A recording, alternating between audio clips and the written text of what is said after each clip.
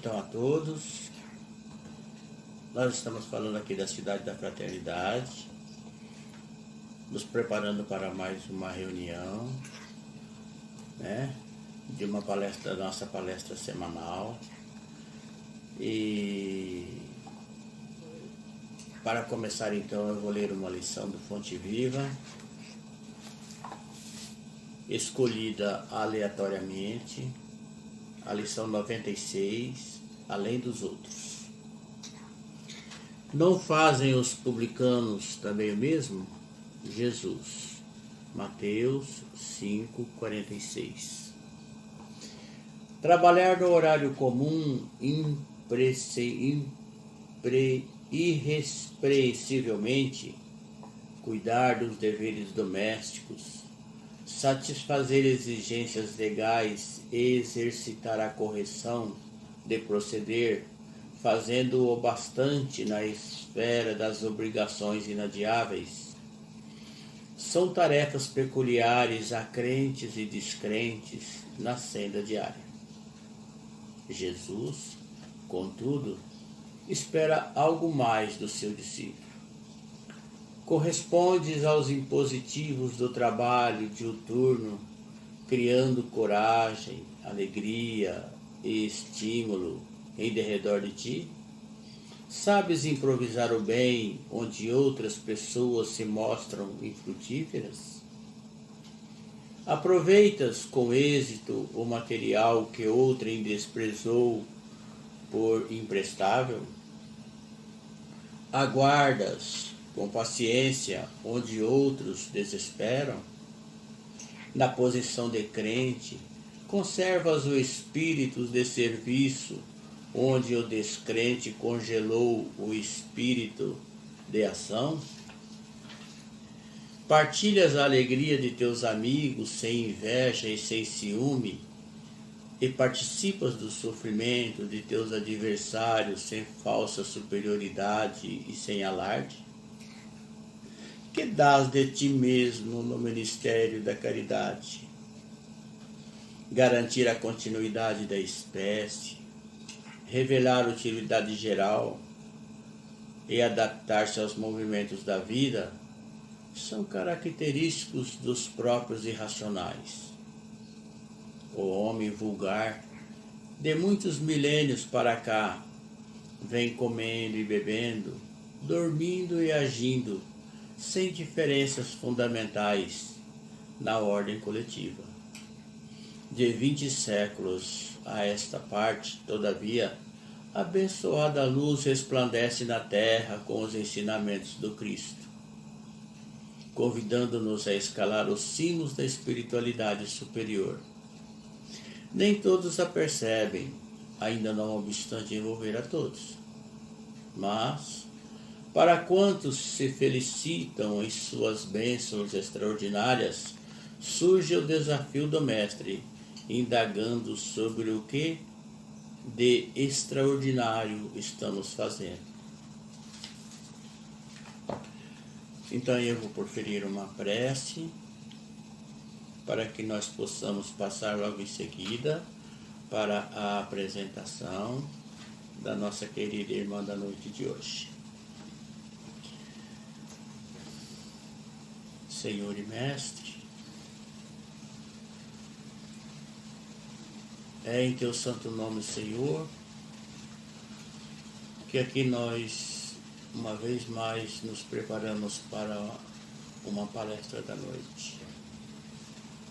E é sempre sobre tua proteção e amparo, Senhor, pois te buscamos através do nosso pensamento, do nosso sentimento, do nosso coração. Que possamos merecer uma vez mais a bênção do teu amparo, a assistência maravilhosa desses espíritos queridos, amigos, fraternos, do movimento da fraternidade. Que a tua paz, o teu amor possa envolver a todos nós, principalmente a nossa querida irmã, que irá proferir a palestra da noite. pois é em teu santo nome que o fazemos, Jesus. Permaneça conosco. E nós te agradecemos por isso. E assim seja. Na noite de hoje, então, teremos o prazer e a satisfação de apresentar Maria do Carmo. Ela é de Niterói, participa no Centro Espírita Irmã Rosa, em Icaraí. Ela vai falar sobre o tema Nossos Inimigos Desencarnados, sobre o capítulo 12 do Evangelho segundo o Espiritismo. Com vocês, então, a nossa irmã Maria do Carmo.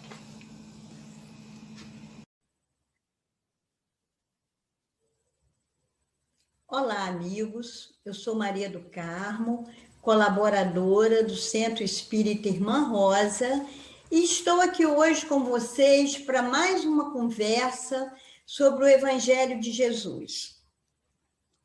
Hoje nós vamos nos deter no capítulo 12, Amai os vossos inimigos, parando para iluminar um pouquinho os itens 5 e 6 que falam dos nossos inimigos desencarnados. Para ilustrar o nosso estudo, elegi o livro No Mundo Maior, no seu capítulo 5, que se denomina A Força do Amor. O capítulo 12, Amai os vossos inimigos, é muito interessante porque nos conclama a fazer uma reflexão sobre a missão de Jesus aqui na Terra, implantando o reino de Deus no coração dos homens, conclamando todos ao amor, amor universal, amor sem limites, que não deve ser dedicado apenas a alguns, mas a todos. O capítulo 12 começa com uma sentença muito importante proferida por Jesus. Ele diz assim: está escrito, aprendestes assim, amareis o vosso próximo e odiareis os vossos inimigos. Eu, porém, vos digo, amai os vossos inimigos. Fazei o bem aos que vos odeiam.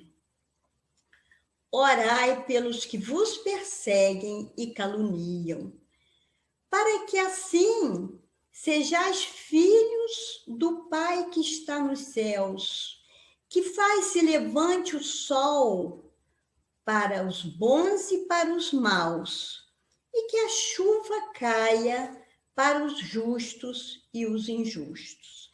Vejam que maravilha essa passagem, porque com essa passagem Jesus está mostrando que até a sua vinda nós tínhamos um parâmetro de vida, e a partir da inauguração da Era do Amor, o amor teria que reinar plenamente. Quando nós prestamos atenção nessa sentença de Jesus, nós aceitamos e passamos a ter consciência de como é importante procurar colocar em prática isso que o Criador está nos ensinando e que Jesus veio reforçar. E se não fosse só isso, outros motivos teríamos para agir assim. Por exemplo, o mal não é permanente, o mal é provisório, porque sabemos que todos nós fomos criados como espíritos simples e ignorantes, mas estamos predestinados a sermos um dia espíritos de luz. Então, todas as nossas imperfeições serão corrigidas. Nesse caso, nós temos que ter em mente que a maldade do homem vai passar e todos nós vamos nos irmanar nessa redenção através do amor.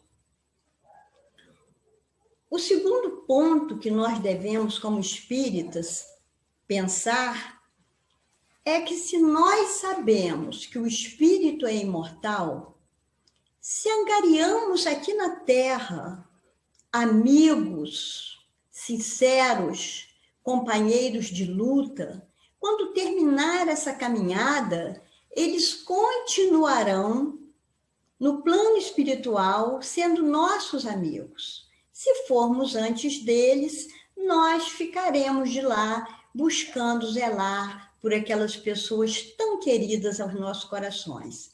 Assim também se dá no caso contrário, porque se angariamos aqui inimigos, se desenvolvemos relações agressivas, complicadas, e algumas delas vão repercutir por muitas encarnações, nós também teremos do outro lado espíritos que não querem o nosso bem e que estarão tentando nos prejudicar. Por isso, mais uma vez, nós trazemos as palavras de Jesus, orientando-nos no nosso comportamento aqui na Terra. Ele diz, angariai amigos. E em Mateus 5, 25, ele também nos adverte, reconcilia-te com teu adversário enquanto estás com ele a caminho. Então, nós aqui temos que buscar com todas as forças, com todos os conhecimentos e com todas as pequenas virtudes que já desenvolvemos, porque todos nós ainda temos muitas imperfeições, mas com essas pequenas virtudes que já desenvolvemos, com os bons hábitos que aprendemos, com todas as lições amorosas que colocamos em prática ou que buscamos colocar em prática a partir do conhecimento do Evangelho e da doutrina espírita, nós temos que buscar, onde estivermos, semear a paz, sermos, como Jesus nos pediu, nos conclamou no Sermão da Montanha, pacificadores, buscarmos harmonizar os lugares onde vivemos, porque quanta coisa evitaríamos para o futuro de dores e sofrimentos se nós estivéssemos sempre em paz com aqueles com quem convivemos. Às vezes, uma pequena rixa, um pequeno desentendimento pode ser muito agravado dependendo de nossas atitudes. Assim como, às vezes, até um erro mais grave pode ser resolvido quando nós buscamos em prece a orientação da espiritualidade e tentamos colocar em prática a indulgência, a benevolência e o perdão.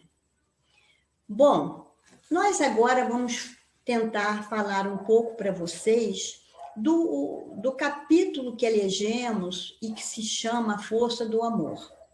Nesse capítulo, como em muitas obras em que se baseia a doutrina espírita, ou melhor, que servem de base para divulgar os conhecimentos doutrinários do espiritismo, nós encontramos casos que ilustram muito bem essa questão dos inimigos que continuam nossos inimigos no plano espiritual.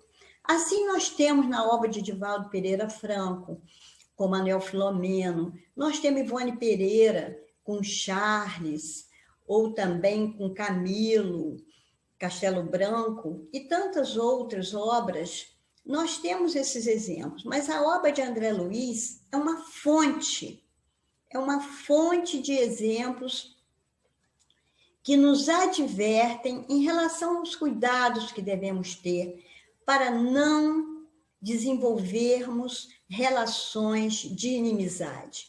Pelo contrário, desenvolvermos afetos, carinho, pois tudo isso é que vai sustentar a nossa caminhada aqui e futuramente como nós aprendemos no livro Céu e o Inferno, que tem aqueles relatos dos espíritos. Bom, a nossa história, vamos começar com um pedido de um personagem chamado Pedro, que solicita a ajuda do mundo espiritual porque ele se sente muito desanimado, muito alquebrado e muito doente mesmo. Ele solicita, faz esse pedido de ajuda, porque ele cometeu um grande erro no passado, mas ele vem sofrendo há 20 anos por conta desse erro. E Calderaro e André Luiz se apresentam no hospital onde ele se encontra internado para ajudá-lo. Chegando lá, eles observam que junto dele, no mesmo leito, se encontra um outro espírito envolvido por densas nuvens escuras, por fluidos muito pesados, e que coloca a sua mão sobre a cabeça de Pedro e fica passando para Pedro todas aquelas influências negativas, todo aquele ódio, aquele rancor, aquele desejo de vingança que ele vem acalentando há 20 anos. André Luiz, muito solícito, como nós observamos sempre na obra de André Luiz, né? Sempre ele quer ajudar, quer dar logo uma iniciativa para resolver as questões, e sempre ele é alertado pelos espíritos dos mentores que estão ali, para ter cuidado com as situações, que nem tudo a gente pode resolver, ou a gente está preparado para resolver. E Calderaro chama a atenção de André Luiz. André, não adianta você querer conversar agora com Camilo, que era o nome desse outro espírito, porque ele não vai ser convencido por um de nós. Nós temos que convocar aqui a presença de uma grande benfeitora que já aprendeu a amar. Teve vida muito difícil, passou por várias provas duríssimas, e nessas provas de perdas, de doenças graves, ela aprendeu a desenvolver o amor, a encontrar na dor a superação das suas dificuldades. E hoje ela nos atende sempre nesses trabalhos onde o amor é fundamental, porque muitas vezes, André, o conhecimento não basta para resolver as questões. O conhecimento ajuda, mas só o amor tem o poder de transformar. Então, eles chamam Cipriana. Cipriana vem em socorro dos dois, e quando ela entra naquela enfermaria, ou naquele quarto de hospital, não sei bem, jorros de luz caem sobre ela, uma luz fortíssima. O recinto fica todo iluminado. Que espírito, que maravilha. Mas ela, em sua humildade, agradece aqueles dois companheiros que já começaram o atendimento. E eles dizem que nada fizeram, mas ela dá crédito a eles, né, em sua bondade e em sua compreensão. Ela diz que a nenhum caso pode ser dada continuidade se ele não for iniciado, e eles já iniciaram o trabalho. E ela se aproxima daquele leito e percebe a presença de Camilo ali, fazendo todo aquele mal a Pedro. No que ela caminha para o leito, essa luz que estava caindo, sendo derramada de altas esferas sobre ela, já começa a jorrar do seu próprio peito. Ela tinha já essa luz armazenada nela, essa iluminação. E ela, ao se aproximar de Pedro, ela toca os olhos daquele enfermo, e quando ele a vê, ele fica maravilhado.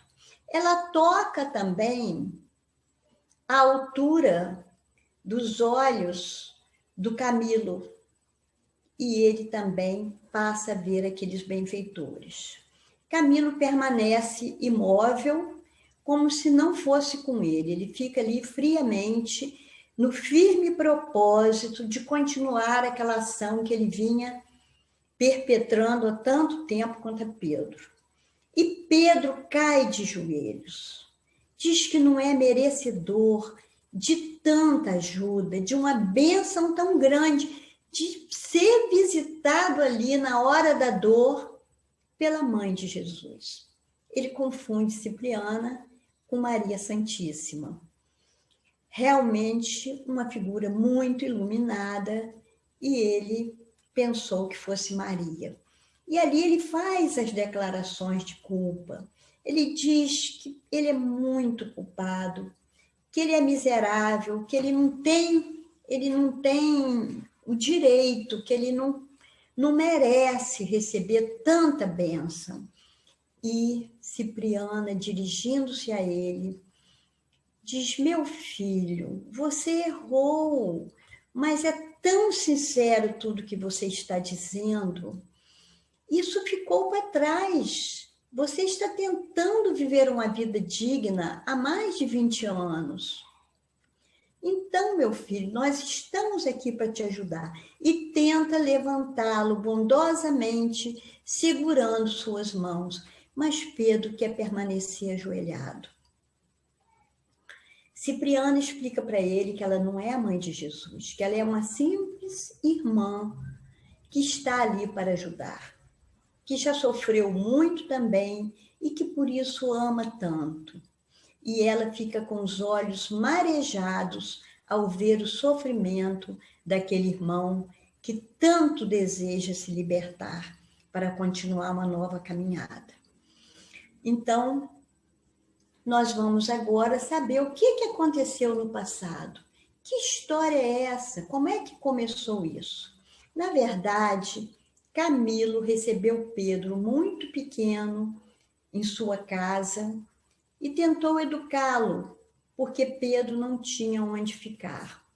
Ele cuidou de Pedro e ofereceu a Pedro, desde pequeno, um trabalho no estabelecimento comercial que ele possuía. E Pedro trabalhou com ele, com afinco. Pedro, um espírito muito trabalhador, muito empreendedor, ajudou muito a Camilo também. Mas com o passar do tempo, aquele jovem cheio de sonhos, almejando uma outra vida para ele, um dia resolve criar coragem de conversar com Camilo. E mais ou menos no final do expediente, ele fala para Camilo que gostaria de receber os salários que lhe são devidos, porque ele trabalha ali desde criança e ele agora já é um homem feito. Camilo discorda e aí começa a desavença. A desavença que, se houvesse um pouco de compreensão de lado a lado, talvez terminasse de outra forma. Mas Pedro, ele vai sendo tomado por uma revolta, porque ele se acha merecedor. E o outro diz que o que pode fazer por ele é mantê-lo ali. Ele vai ter sempre aquela posição, mas não com salário. Bom, Pedro vai se exaltando, eles entram numa agressão, numa briga corporal, numa luta corporal, e Pedro acaba tirando a vida de Camilo. Quando ele percebe que isso aconteceu, ele vai ao cofre, retira a quantia que ele achava que era justa pelos anos de trabalho que ele ofereceu ali, e havia muito dinheiro no cofre, mas ele não tira nada além do que ele acha que lhe é devido. Sai, fecha o estabelecimento e simula como se tivesse havido um assalto. E o André Luiz coloca a seguinte observação nesse momento. Ele achou que ludibriaria os homens e ludibriou. Todo mundo pensou que fosse um assalto, mas ele só não conseguiu ludibriar a sua consciência. Apesar de dar todo o apoio à viúva, acertar todas as contas para que ela ficasse com aquela fortuna toda para gastar com os filhos e com ela, ele promove, acerta toma todas as iniciativas para ela não ter nenhuma dificuldade para resolver, participa dos funerais e sai da cidade. Vai para uma zona industrial e investe o dinheiro que ele julgava seu como direito e começa a tentar viver uma vida nova, só que ele não teve um minuto de paz. Camilo passou a obsidiá-lo todo o tempo. E quanto mais ele se sentia mal, mais ele sentia culpa e remorso, mais Camilo se unia a ele no seu propósito de vingança. Porque ali é que se instalava a sintonia entre os dois. Pedro trabalhava o tempo todo para ver se conseguia esquecer. Assim acabou angariando uma boa fortuna, uma casa confortável. Tinha uma família muito bonita, esposa e 5 filhinhos, mas serenidade ele não encontrava. E com o tempo que o obsessor vai insuflando essas energias negativas em sua vítima, o perispírito da vítima vai se desequilibrando e ele acaba adoecendo. E foi o que aconteceu com Pedro, e foi nesse estado que os benfeitores os encontraram naquele hospital. A partir do momento que Cipriana reergue Pedro, ele se entrega, ele debruça-se no seu ombro e se sente aconchegado e começa a sentir um bem-estar. Então Cipriana se volta agora para Camilo. Meu filho, e você? Como você está se sentindo? Ele diz, como pode se sentir uma vítima? Com vontade de me vingar, com um forte desejo de vingança. E ela diz, meu filho, há 20 anos você vem investindo nesses sentimentos tão ruins, que fazem mal não só a Pedro, mas a você. Você vê, nesses 20 anos, Pedro começou uma vida nova. E você também já era para ter começado essa vida nova. Mas com esses seus pensamentos, você vai cada vez mais se envolvendo com entidades sombrias, perniciosas, que só te levam ao mal. Você poderia, nesse momento, meu filho, estar recebendo de Jesus as orientações para você continuar a sua caminhada em outros moldes, em outros parâmetros, buscando a sua iluminação. E ele permanecia sem falar nada. Nesse momento, Cipriana faz um convite a André Calderaro. Vamos visitar o lar de Pedro. Lá, certamente seremos atendidos. Ela mesma conduz Pedro e pede que Calderaro e André conduzam até lá Camilo, porque se encontra muito pesado, a entidade está muito pesada. E eles chegando à casa de Pedro, eles encontram aquele lar harmonioso, a sua esposa na sala fazendo um trabalho de tricô, e o pequenininho que chega e fala, mamãe, fiz uma prece por papai, para ele melhorar logo, amanhã nós vamos visitá-lo. E aquela mulher, para esconder as lágrimas, se afasta da sala e vai para o quarto para chorar. Nesse momento, Cipriana chama logo, novamente a atenção de Camilo. Está vendo, Camilo? Pedro tem uma família a quem ele se dedica. Orientação para os filhos, amparo para a esposa. Você também, Camilo, está na hora de mudar. Esse esse é o convite. Vamos começar, nós vamos te conduzir para um lugar onde você também vai receber muito carinho, vai ser atendido, orientado. Pela primeira vez, Camilo se emociona e diz assim: eu gostaria de mudar, mas não consigo. Ela diz: consegue, meu filho. Nós vamos te dar todas as condições para você começar uma vida nova.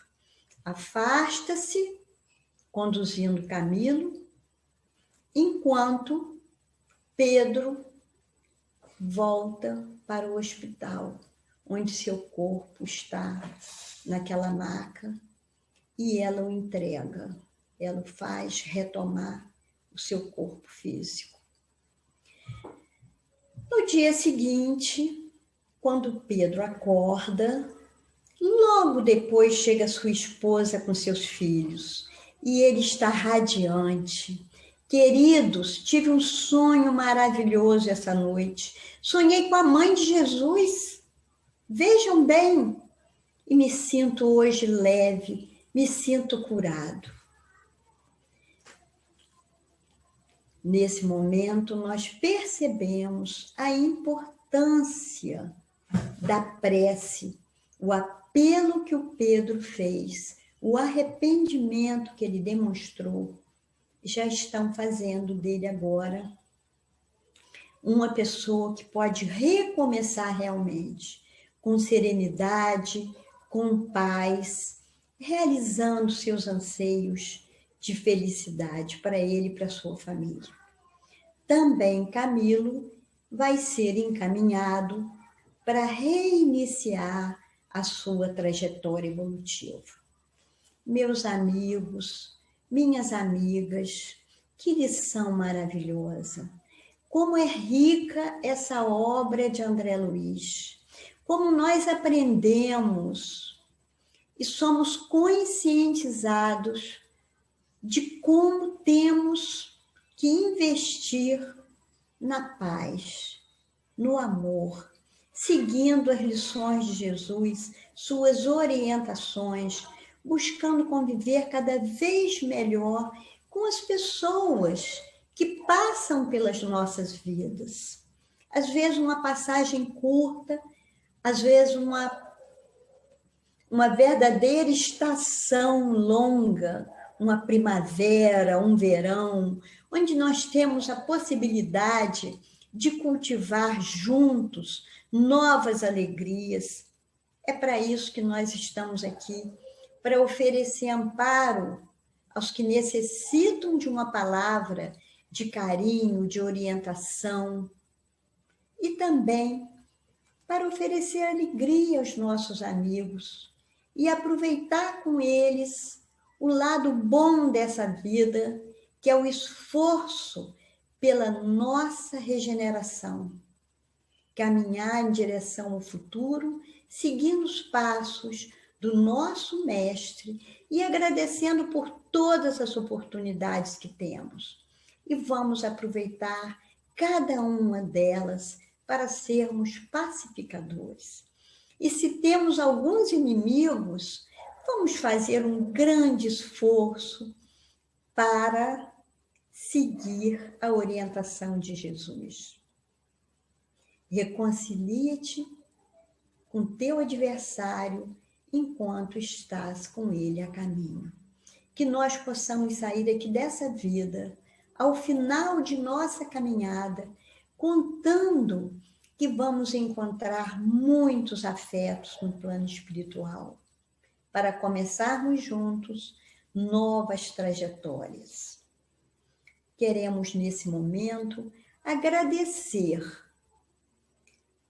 pela atenção de todos e pedir, quem sabe, todas as semanas, um pequeno momento que tivermos de tranquilidade, de folga dos nossos afazeres, que são tantos, buscar no Evangelho de Jesus as orientações de que tanto precisamos para sairmos dessa trajetória bem melhores do que aqui chegamos. Muito obrigada a todos.